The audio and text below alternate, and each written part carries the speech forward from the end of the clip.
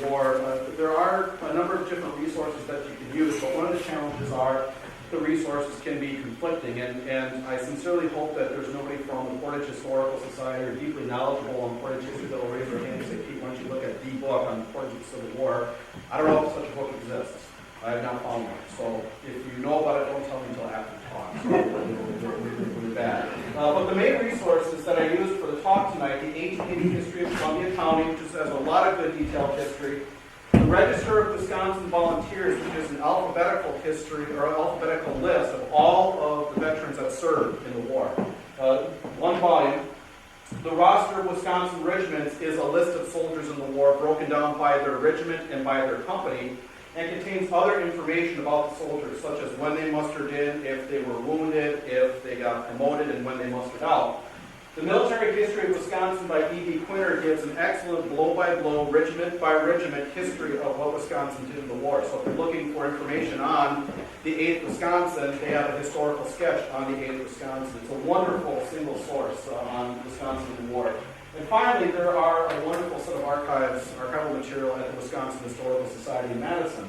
I mention that because when you read the 1880 history of Columbia County, you get a very good overview of Portage's contribution to the war, but they kind of, I think, give either a misinterpretation or exaggeration to some extent, especially in condition with these regiments here. If you look at the 1880 history, you would get the impression that the entire Company F, the 1st Wisconsin Heavy Artillery, came from the Portage area. However, or the same thing with Company D of the 4th Cavalry and Company D of the 10th Infantry. But if you look at that company-level roster of Company F of the Heavy Artillery, you find that only 2 men came from Portage. And I found the same thing in the 4th Regiment Cavalry and the 10th Infantry. And what I came to the conclusion was, it took me a while to hit this on me, but I saw the same thing years ago when I was researching Sauk County's history in the Civil War. For years I was director of the Sauk County Historical Society, and it dawned on me that perhaps the same thing is going on here as is in Vicksburg. It comes back to the fact that Portage is the county seat. It's not that all of Company F came from the city of Portage, it's that Company F was raised in Portage. So that men from all around this area from Columbia County would have gone to Portage as the county seat to enlist in the Union Army. So this Portage was a significant point of enlistment. And after enough men were gathered to form a company, they'd be marched off to Camp Randall or some other training camp to complete their training before they actually went off to service in the field. And that would explain why these units are attributed as coming from Portage City. Maybe more likely they are from the Portage area, or simply they were raised in the city of Portage. Well, either way, that adds to kind of the dimension that when you're conducting research, the story isn't always as straight as you would like it to be. As it is, there are several regiments we are going to be focusing on tonight, 5 in particular, which had large numbers of men from Portage as part of their numbers. I also want to point out one other aspect, though. Even though the 1st Wisconsin Heavy Artillery only had a few men from the city of Portage, and probably a larger number of men from the Columbia County area. And I'll back up to the reason why you know that is that in the roster of Wisconsin regiments, it shows where the men say they hail from. So where's their hometown? And so it's easy to tell from the track where these guys are coming from. But the 1st Wisconsin Heavy Artillery is one of those kinds of things that if you were enlisting that unit, you didn't see a lot of excitement in the war. It's a case in point that even in a historical event as dramatic and full of combat and such as the American Civil War, you can still be in the Army and not see a lot of service. The 1st Wisconsin Heavy Artillery, and this is a photograph of a heavy artillery unit on guard duty outside Washington, D.C.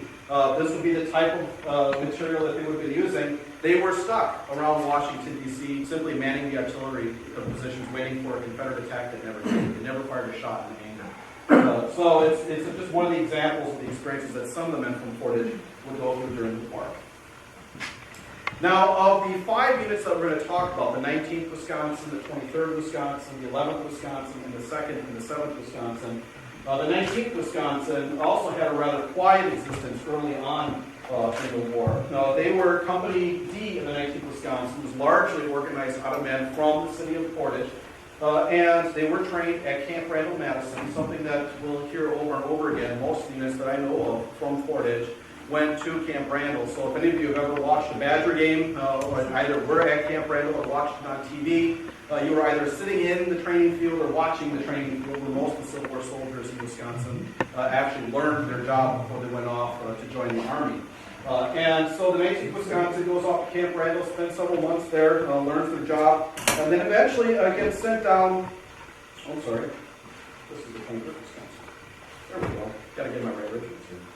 But fairly early on, they were sent off to Norfolk, Virginia. Norfolk was a major naval base, was captured very early in the war. They do guard duty, they do garrison duty. They're protecting the community of Norfolk, but very quickly they're transferred to New Bern, North Carolina.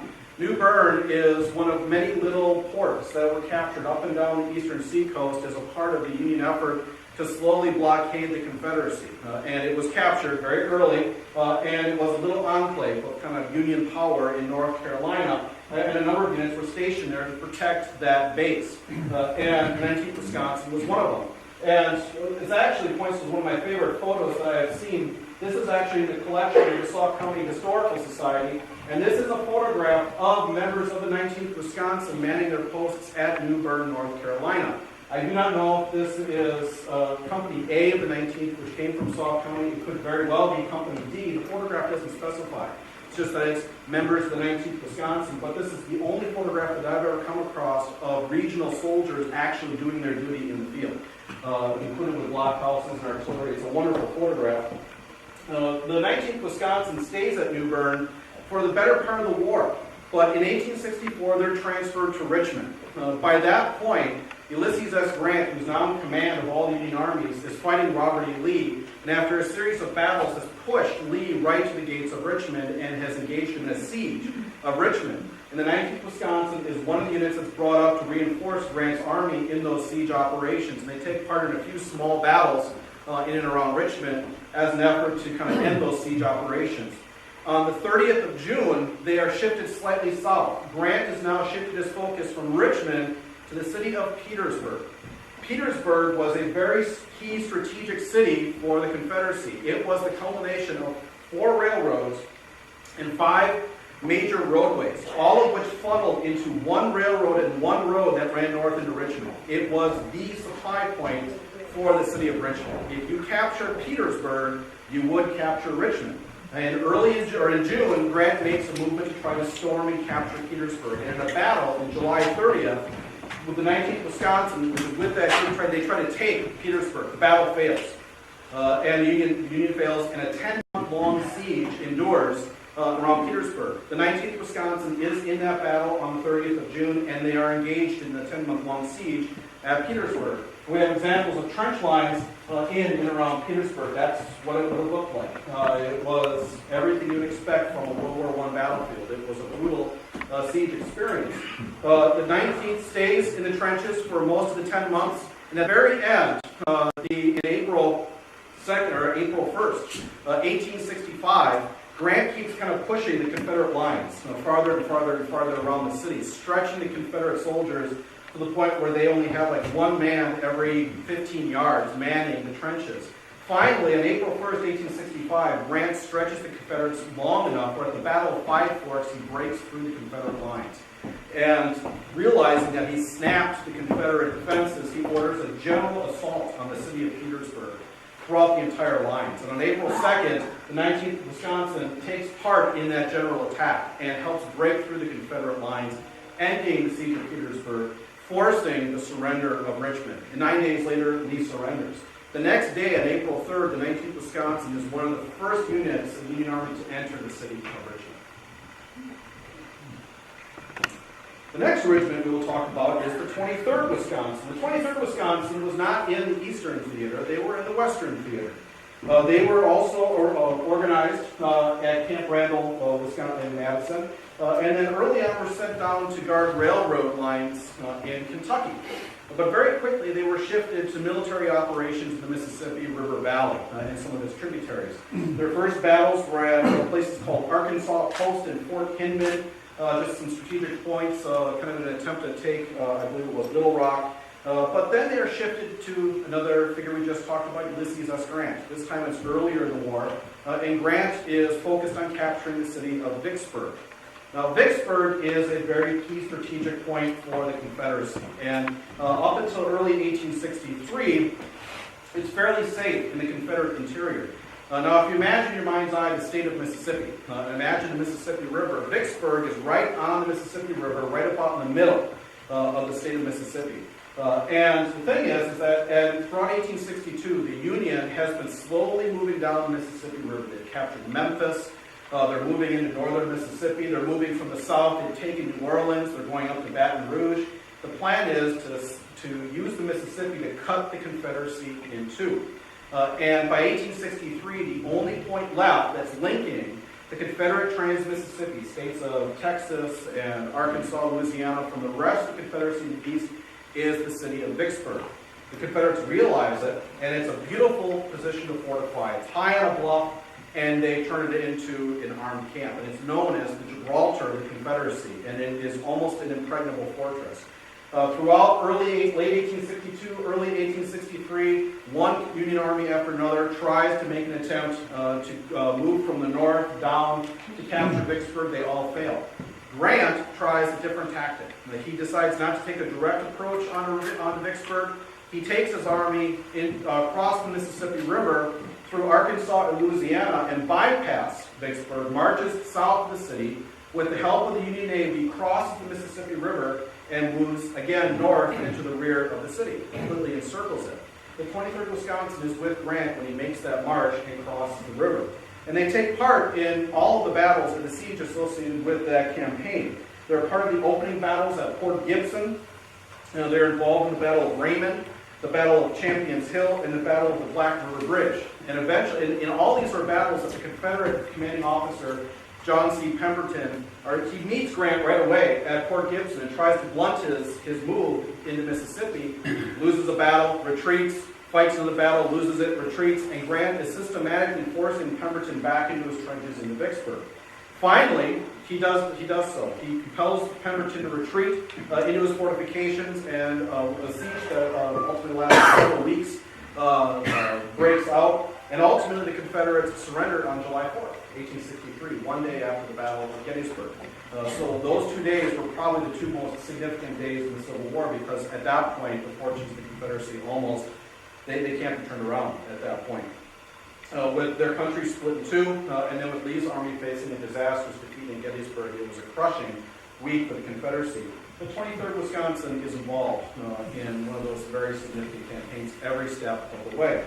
After the siege of Vicksburg, they are engaged in what is known as the Red River Campaign. It was a rather disastrous campaign to take the Louisiana city of Shreveport. It ends in absolute failure. It's a rather notorious campaign in the war. And they end their career in the war in another set of siege operations in Mobile. At the end of the war, Mobile is the last real port of the Confederacy open, and so the Union has finally gotten into a position where they can attack it, and they lay siege to the city. And actually, in the last 2 days of the war, April 8th and April 9th, the 23rd is involved in two battles. So one on April 8th to attack an outpost known as Spanish Fort, and then the next day they attacked Fort Blakely. Both were successes. And then April 9th, Lee surrenders and the war is essentially over.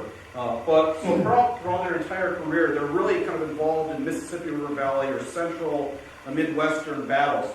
The image that we have down here is a late 19th century image, kind of a romanticized image of the siege of Vicksburg by Curzon Allison.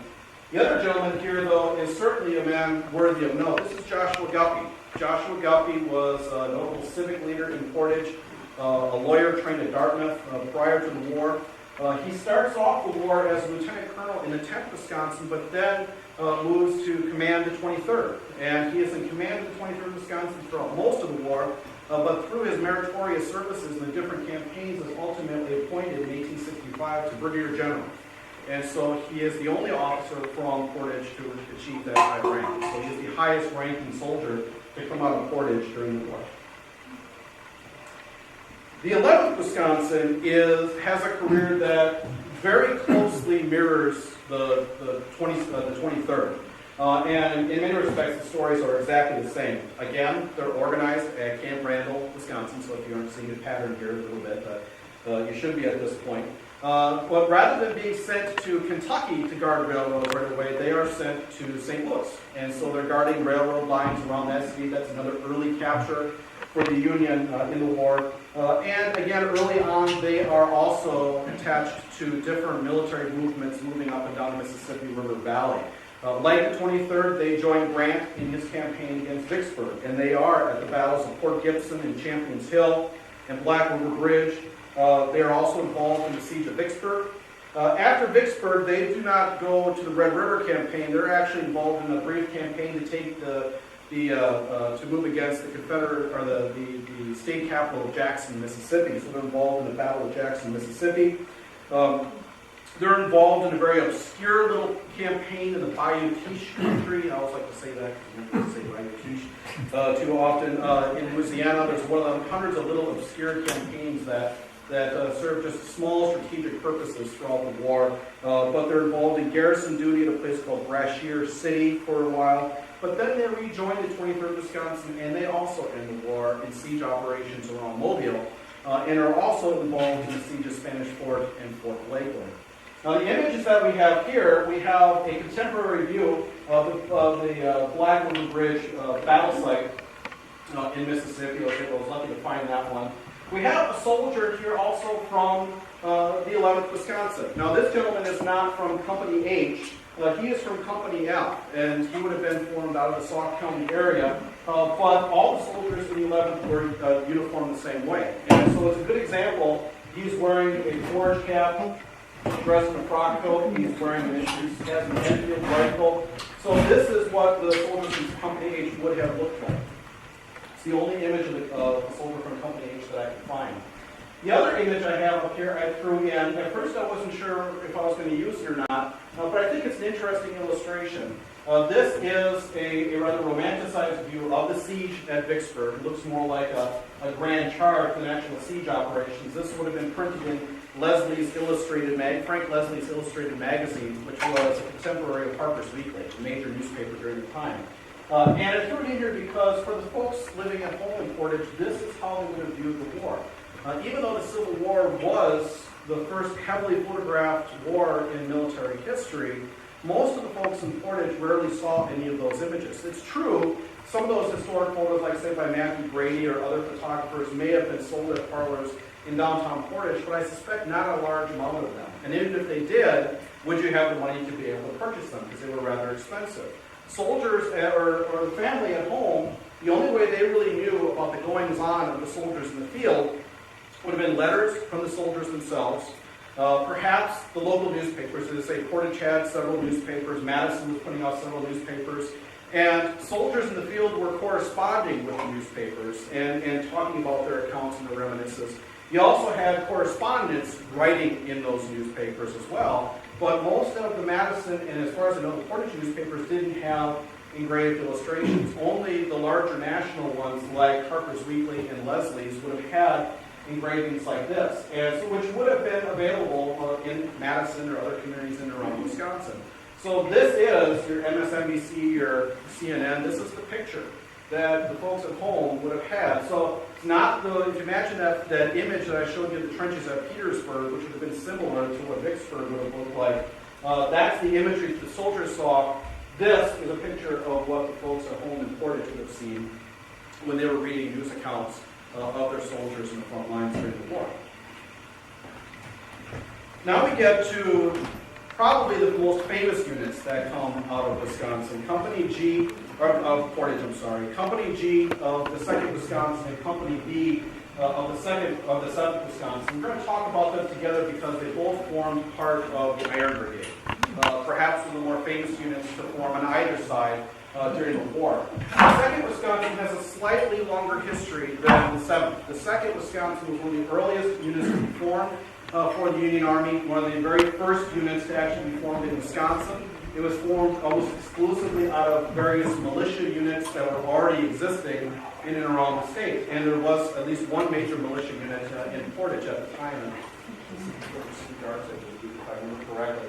The 2nd Wisconsin was involved in some of the earliest battles, including the Battle of Bull Run.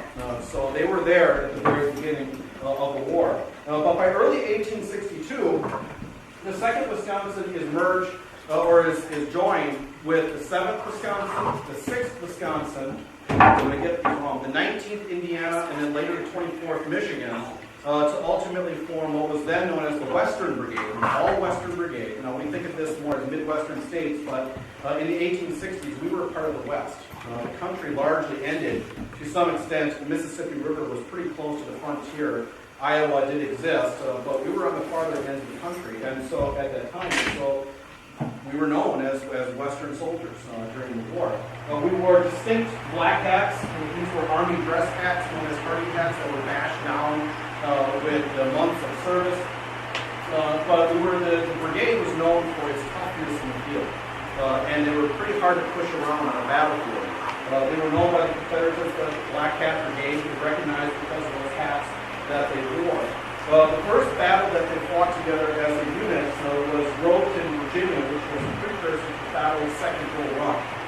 And they were at the Battle of Second Bull Run in August of 1862. Later, that next month in September, they were at the Battle of South Mountain, which was a precursor to the Battle of Antietam. And they were also at the Battle of Antietam, the bloodiest day in American history, 3,000 men killed in a single day. The Iron Brigade fought in, I believe, was the cornfield at Antietam. Battlefield. So they were in the heat of some of the more significant battles of the war. The Iron Brigade was also present at the battles of Fredericksburg in December of 1862, and they were also on the field of the Battle of Chancellorsville in 1863, although they were involved in those battles in slightly lesser roles. Their most dramatic moment, and also their most tragic moment, comes in July of 1863, the Battle of Gettysburg. And this painting actually depicts that moment. This is a painting by Keith Vogel, who was a contemporary artist who painted Civil War non-military images.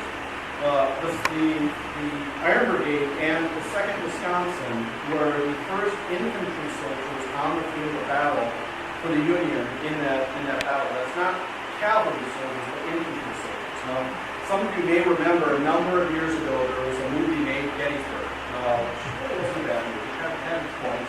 The beginning of the battle talks about the Union cavalry under General John Buford, who's first in and around town and seizes the high ground for the Union Army and fights a desperate battle as Confederate soldiers are marching up division after division, and the Confederate Army and the elite are attacking his position, trying to gather that high ground around the city of Gettysburg. And he who holds the high ground will be in the best position to win the battle. Well, Buford's hanging on by his fingernails because he's outgunned, he's outmanned, and he's waiting for the infantry to come up to support him. The first unit to arrive on the battlefield is the 1st Army Corps under this man, that's John Reynolds. And the first unit in the lead of the 1st Corps is the 1st Brigade and the 1st Division of the 1st Army Corps, and that is the Iron Brigade. And the very first unit of that brigade is the 2nd Wisconsin. And the situation is so dire for the Union that Reynolds himself, the Corps commander, goes out in the field and personally orders the 2nd Wisconsin into combat and personally leads them into a desperate attack against the Confederate brigade to try to push it back off of the hill. And that's what this scene depicts. And within minutes of this scene supposed to be painted, Reynolds is shot dead, and many of the men who were painted are also shot dead. The Iron Brigade, the entire brigade is mustered in battle. It's a very, very, very fierce battle, but the casualties are extremely high. There's maybe 50 or 60% of the entire brigade are killed. And so it really breaks the back of the Iron Brigade. But they hold off the Confederates long enough for the rest of the Union Army under George Meade to come up and take the rest of the high ground outside of the city of Gettysburg, and allows the Union Army to be in the best position to win the battle. And so it's really this effort that some might argue actually that saved the day for the Union, and some could argue really turn the tide in favor of the Union for the rest of the war. The 2nd and the 7th Wisconsin, even though they have taken extremely heavy casualties as a result of this battle, still remain on the field and are able to participate in a rather anticlimactic campaign in late 1863 known as the Mine Run campaign. Ultimately results in a few small skirmishes, but nothing really substantial. But by the summer of 1864, the 2nd Wisconsin really was up. And so unlike many of the other regiments that are raised for the war, and most of the other regiments that we talked about tonight, which actually served through 1865, the 2nd Wisconsin goes home about a year before the end of the war. That's because these guys signed up right away in April of 1861. They've already served their 3-year enlistment. The 7th Wisconsin, a lot of their soldiers go home in the summer of 1864 as well, but there's just enough of them left that signed up a few months later. And so actually the regiment is split. Half the regiment that survived Gettysburg goes home, and about 3 companies worth of men stay behind. The Army has enough what you call sentimentality. They don't break up the 7th Wisconsin, and the unit is formed what's called the Independent Battalion of the 7th Wisconsin. About 3 companies worth of men stay with the Union Army and are involved in Grant's overland campaign, fighting the battles of the Wilderness and Spotsylvania and Pearl Harbor, are involved in some of the battles around the Siege of Petersburg, and are eventually mustered out in 1865. The Iron Brigade itself really ceases to exist in the way we think about it after the fighting out in 1864. Now, up to this point, even including the experience in the Iron Brigade, the experience of Portage in the border is not unlike many other communities in and around Wisconsin. You've got soldiers, the Iron Brigade has companies arranged for the state. There's other regiments like the 8th Wisconsin, which have high dramatic moments as well. And many other communities can boast pretty kind of record. But what separates out Portage from most of the other communities is Fort Winnebago. And that is because that post was a regular Army fort that had a string of regular Army officers pass through that in the 15 or so years that it was in existence, including these 3 men here. These were all men who were lower grade officers at the fort in the 1830s. And all these guys were still around in 1861 when the war breaks out. Randolph P. Marcy, longtime career officer, he was a lieutenant here at Fort Winnebago in the early 1830s. By this point, he is, I believe, a captain or a major prior to the war, but because of his long service, all these regular Army officers immediately jumped to either brigadier or major general grade. He attains first a brigadier and later a major generalship and serves as an aide to George B. McClellan early on in the war. In fact, his daughter marries George B. McClellan, so there's a little bit of a deeper connection there. McClellan is one of the earliest and more notable commanders of the war. He is a commander of the Army Potomac during the Peninsula Campaign, one of the very first efforts to try to take Richmond directly.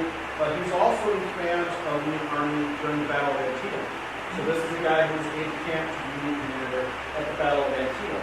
After McClellan is dismissed because of his failure at the Battle of Antietam, Marcy remains in service and becomes Inspector General for the Union Army, and actually ends his career in the United States Army as Inspector General until his death in 1881. Edwin B. Sumner, another long-time career officer who was a captain at Fort Winnebago. At the beginning of the war, he immediately gets a major generalship and is in command of a division and then an Army Corps.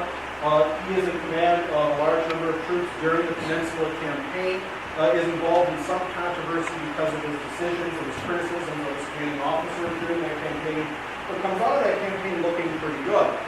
But his big high moment comes at the Battle of Antietam as well. He is in command of, I believe, the 1st Army Corps. But the thing is that his part of the battlefield, he commits his soldiers to a disastrous attack that should never occur, resulting in an extreme amount of casualties, really putting the Union Army into a bad strait. And ultimately, as a result of his role in Antietam, he stays in the Army, but he's relieved of his corps command. The other general involved is one that fought for the other side, Daniel Ruggles, and one that's often not heard about.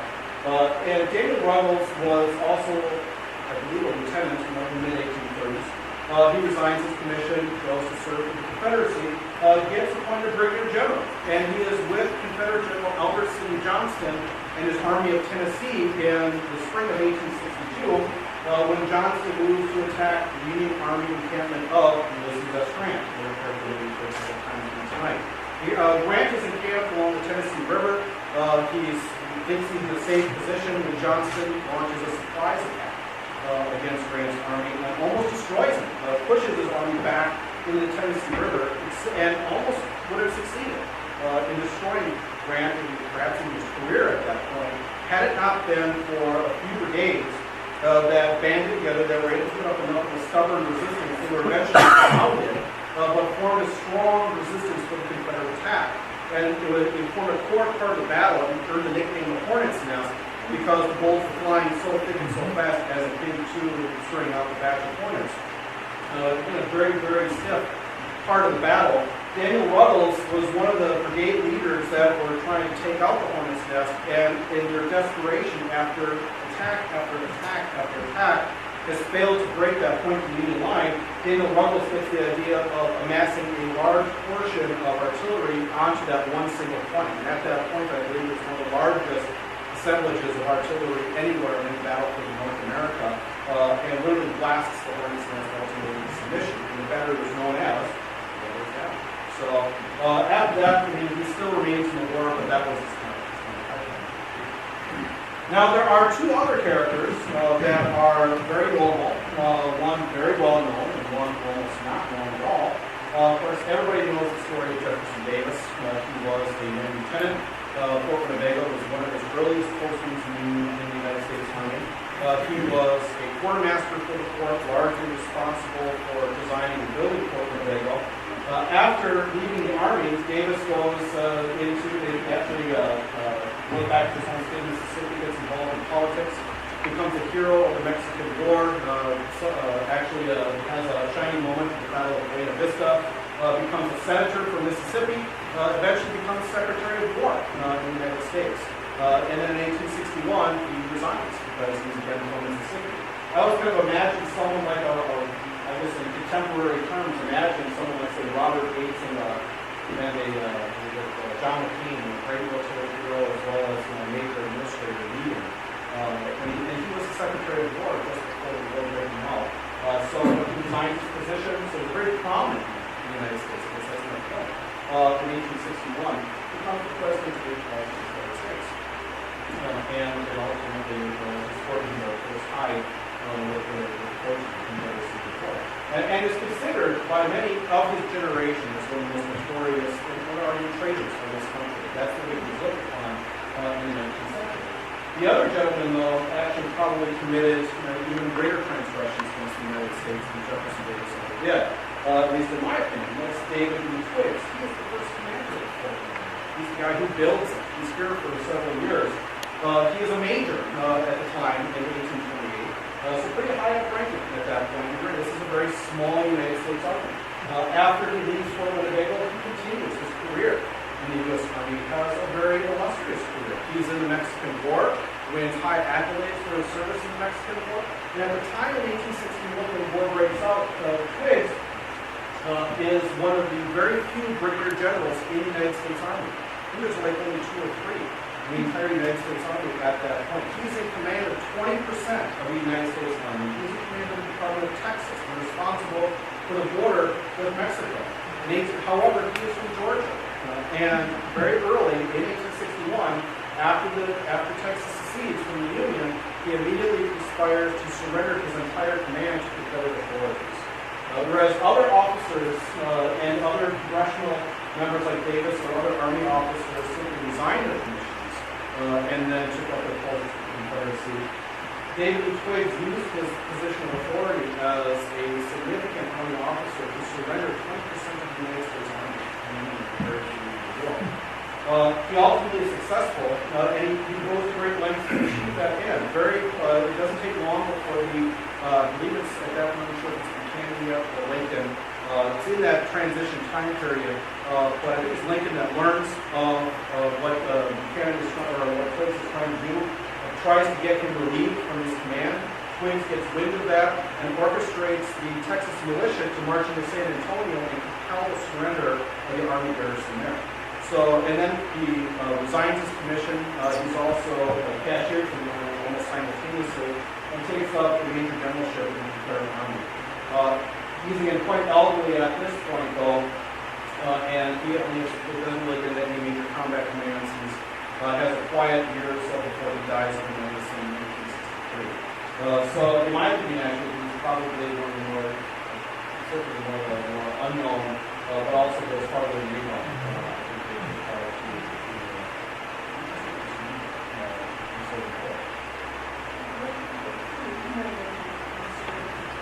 What's that? I believe ultimately they were exchanged for the original out of Texas. A couple of the officers provided the workers, and then they were able to make it to the coast of some of them were in the captain. And so they were in prison camps from very early in the war with the persons for major prisoners. And it wasn't until, I don't know how long it was, there were exchanges, prison exchanges, throughout much of the war. It was only after this is as a branch of the charge of the entire Union Army that we suspended all prisoner exchanges between the North and South Armies because he felt it was actually holding the Confederates more than the Union. The Confederates had a lesser population. And so the soldiers that were exchanged were supposed to be on parole and not serve in the Army. All the soldiers were brought back. Whereas the Union was so that's when you start seeing these that's when you start seeing Anderson building prison camps swelling up because Florida prison camps, as bad as those places were, is kept the population down. So most of the soldiers probably should be back in the camps.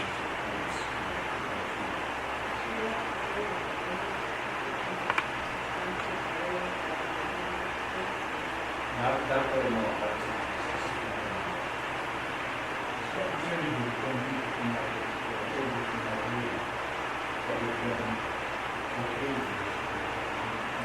Well, the Union Army, chances are a lot of the officers who are problem, most of the enlisted men were either immigrants or working class, and a lot of the immigrants, a lot of the enlisted men were say from the industrial cities in the north.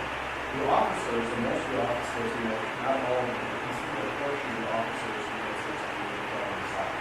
And so that's why you have really brain very early. That's the thing that was Lewis. But most of the main leaders, all 8 people, all the main significant leaders, that became prominent with their families, were all the officers. So there were a few Union officers that became prominent with their families. It's interesting that a lot of them stayed in the Grant was actually, some of the soldiers were actually in the Union Army that resigned and came back.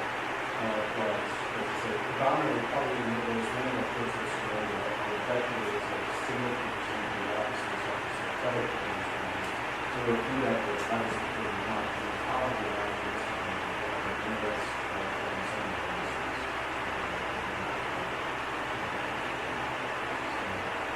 Really at this point, so we're kind of at the end of the talk, I would just like to say and wrap up that Portage has I think that's a significant contribution in this case. They have an experience that runs the full gamut. Including guys who were in the heavy artillery unit. We have soldiers that were in the quietest section of the war in garrison duty. We have soldiers that are in the significant campaigns of the Western Theater. We have soldiers that are in the very first battles of the war of Bull Run. We have soldiers that are at Richmond, the first soldiers who captured the city of Richmond. And you have soldiers who are at Fort Winnebago that have found impacts in the course of the war. And when you think of the significant history of Portage, it has what are you very rich and important history as it is, it's very big for the community to have history like that.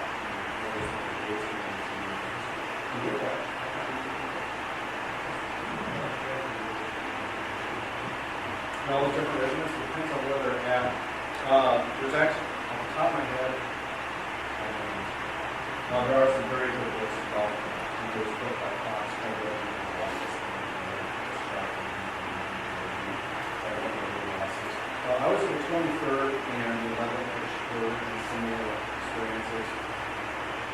Throughout the course of the war, they probably suffered 20% in combat casualty losses. The vast majority of the biggest component of all of them is most significant loss of life services.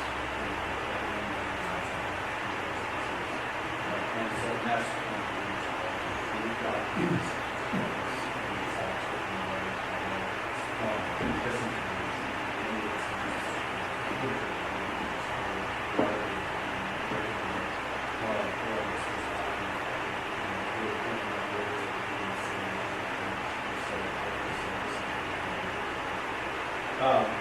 It's something that suffers not just 50% faculty, it's probably not, but I would say, over the course of time, over the course of the semester,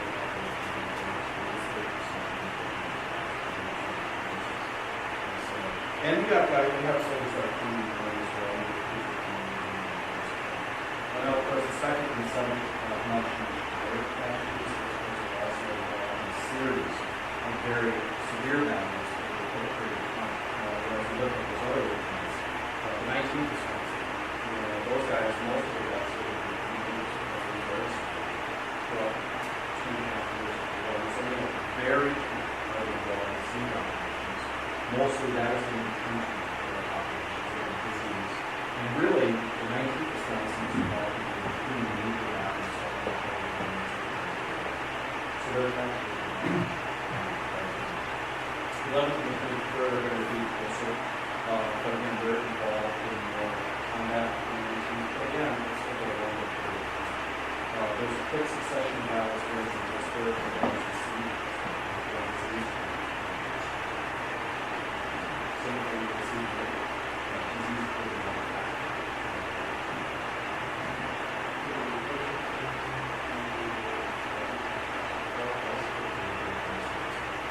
Would have been from Portage,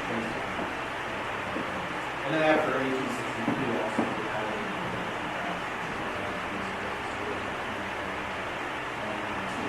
Wisconsin.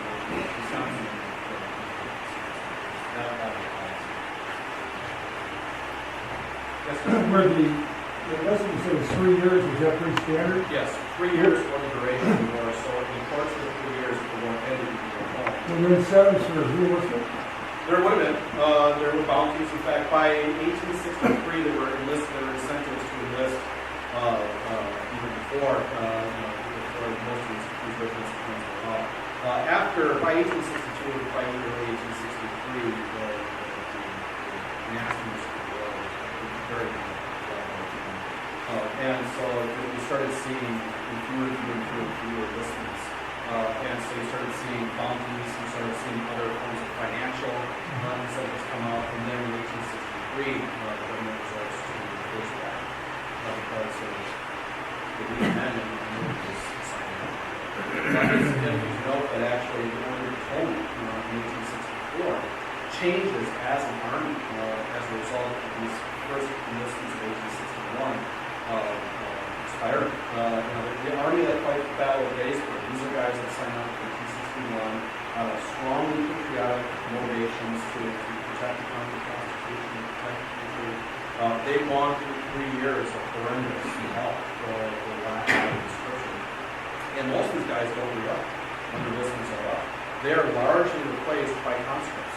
So the army that chases lead at the battles of the Wilderness, battles of Spotsylvania, goes into the siege of Richmond, especially Richmond, during those 2 months. The nature and character of the Army of Potomac changes, and that's actually noted. That's very evident when you look at the combat record and also when you read the accounts. Some of the veterans and the officers, it's just not the same army. It's because the mentality is just not there. There's a reason why Abraham Lincoln was actually very concerned that he was going to lose the election. Of course, now he gets handled, but the popular sentiment was they were getting worn out by the extreme casualties. So, soldiers, early on, enlisted for patriotic reasons. They also enlisted because their friends at home were enlisting. They were enlisted because it was going to be a great adventure. And that carries for about 3 years.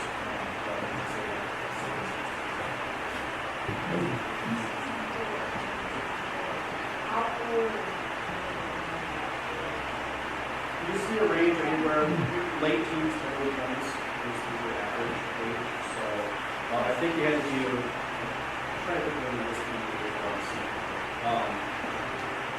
17 to 18 years old, but you also have 19 to 20 years.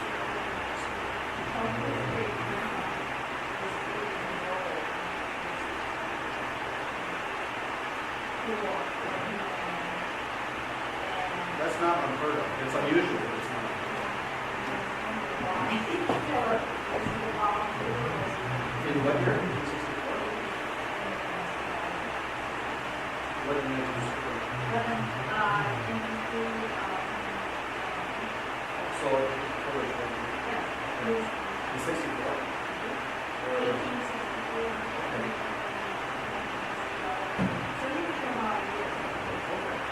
Well, late, you would have been, you could have been awarded for a number of different reasons. At that point, you would have been in college system.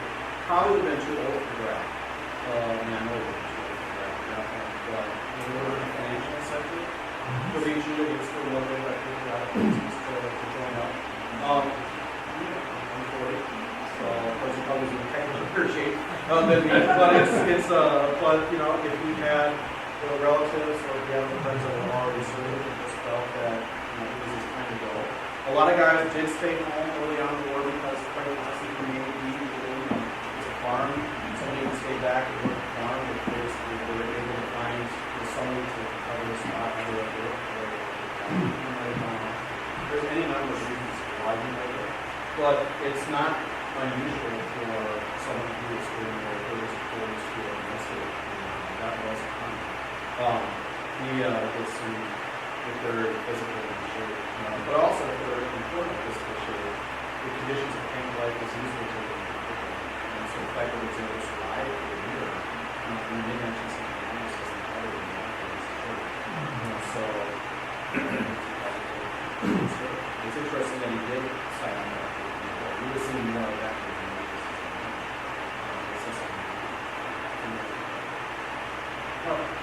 It's down there.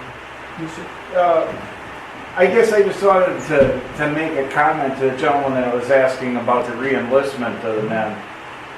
Those guys saw some pretty tough service. He mentioned at Gettysburg, when Reynolds led the guys into the woods, there was 682 men in the 2nd Wisconsin. When he took them back out that night, 130 answered roll call. That's pretty serious service. Those guys were tore up. It wasn't so much at the 2nd Wisconsin. There were a lot of them that came home, but Company A out of Fox Lake, I'm very strong into their history. They had 20-some men by late 64 when it was time to muster out. 11 of them re-upped.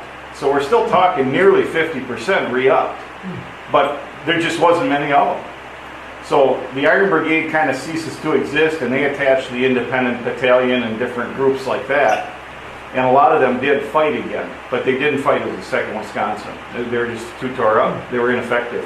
I think there was 68 guys and something like that in the 2nd Wisconsin by the time it was time to muster out. That's not very many considering there was 1,000 that left Madison. That's not very many at all.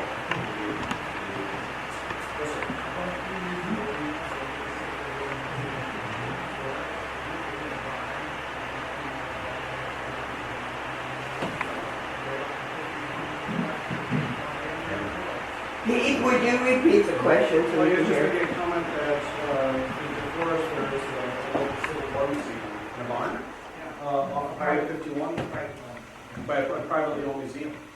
Just not too far from here, which I was not familiar with that. So there's another place I'll have to go visit. You said by DeForest? By DeForest. Or in DeForest. Oh, Highway 51 is okay. Those guys in the bottom. I was just there a month ago. The Point Historical Society chose to go there at one of their meetings, and we spent 2 hours in going to his museum. He explained it to Mr. Rod Gary, A-R-Y, Rodney. And yeah, he's been collecting Civil War for over 40 years. And he's getting older now, and he's got some illnesses. And he is looking for a place to move his stuff to, but his children aren't interested. And he's thinking about Milwaukee, someplace down by Milwaukee. But if you contact him and you have a group that wants to go through it, it's worth the trip. Very much so. Give him a donation. He's got a lot of stuff, a lot of information. Is it marked up? Is there a sign off on it? Yeah, Rod Derry, you have to call him. I don't recall that it no one would know it was there if they drove by. Yes, sir.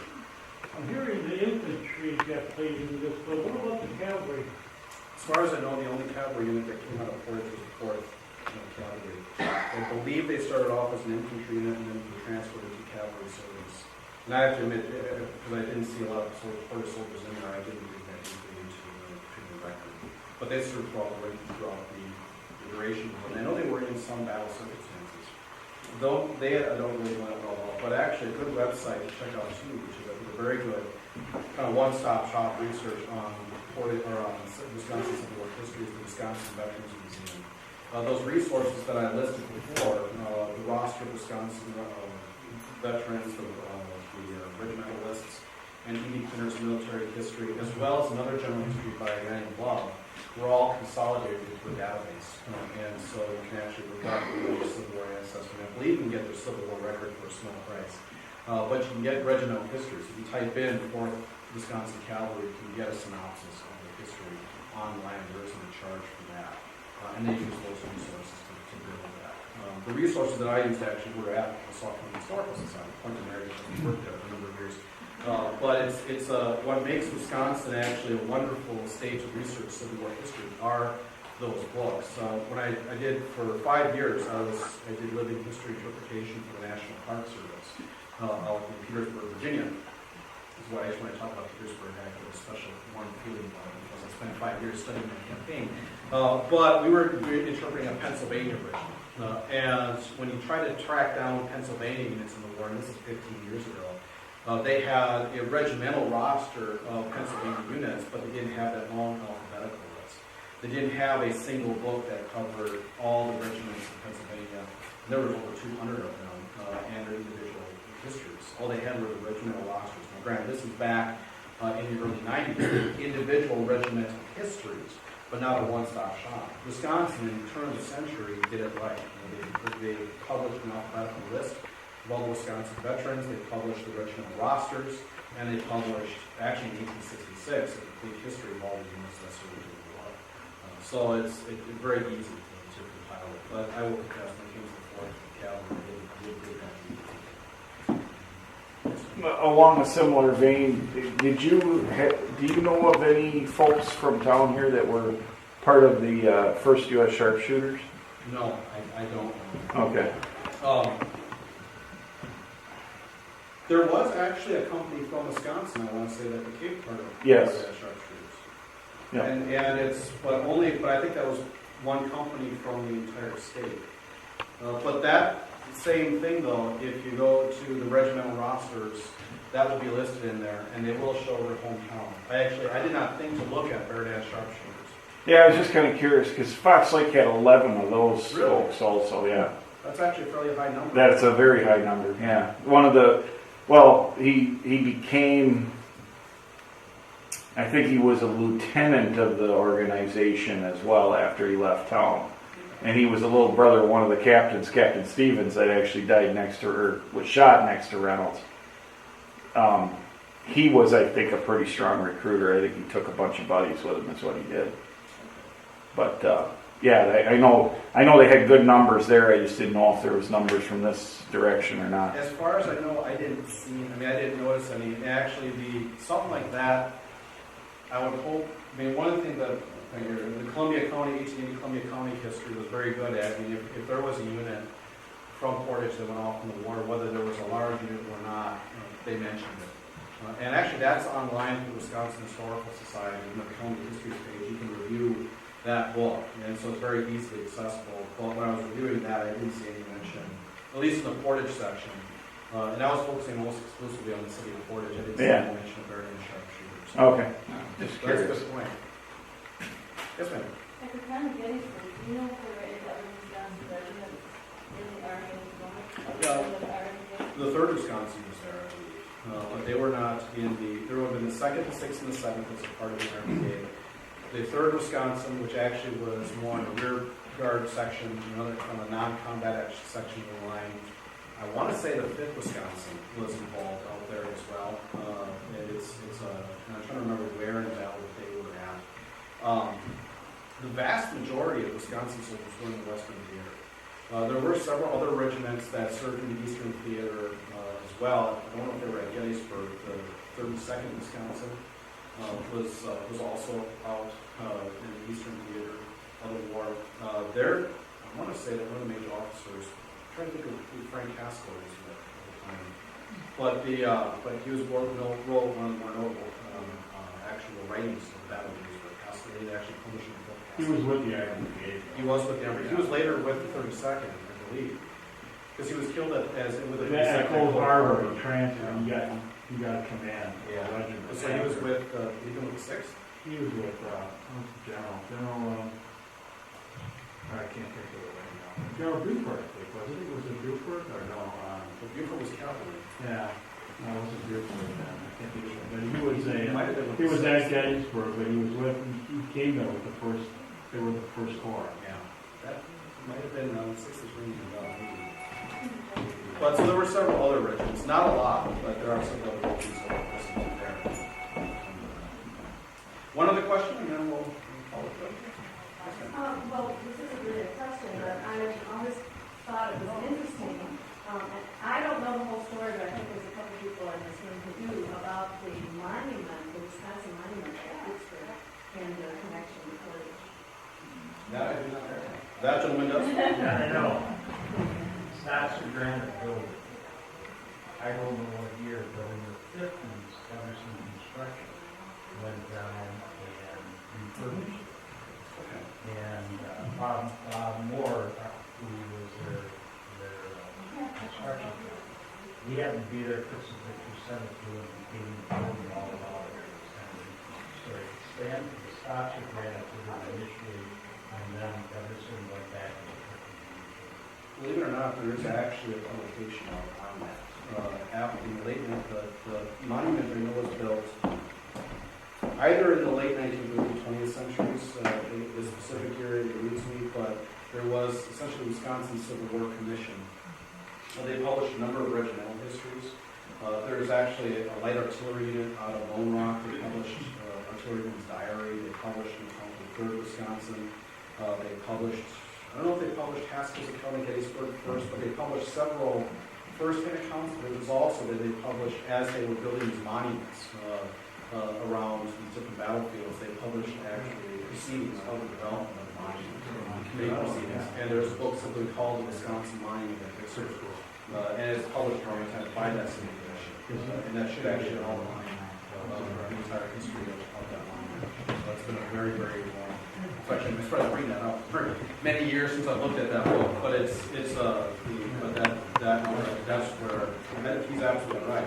But I think that for the further details, I can actually look that up. So the Wisconsin Historical Society should probably have a copy of that. But I also try to local historical society. One thing that when I first started working with Marion Salt County Historical Society is that the local historical societies have a lot of commitments into the back of the town, some very wonderful resources. So I would like to go to historical society or something like that. Well, with that, I'll take one last question from the gentleman. I'll open up again. Just a comment to go along with that. It's kind of interesting to note. I don't know anything about the Vicksburg Monument, but a lot of those battlefield monuments actually were quarried here in Montello, 20 miles north, 15 miles north of here. So all of them at Gettysburg are. So kind of interesting point. I didn't know that. Well, thank you very much. Good